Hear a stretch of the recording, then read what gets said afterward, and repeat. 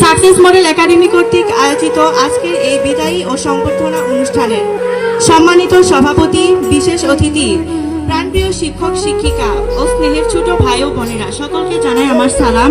আসসালামু আলাইকুম। অত্যন্ত দুঃখ ও ভারাক্রান্ত মন নিয়ে বলতে হচ্ছে আজ আমাদের বিদায় অনুষ্ঠান।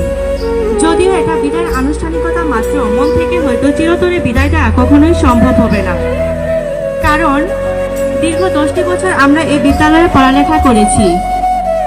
প্রতিটি শিক্ষক শিক্ষিকা আমাদের বিভিন্ন বিষয় অত্যন্ত দক্ষতার সাথে পড়িয়েছেন, যা আমরা কখনো ভুলব না।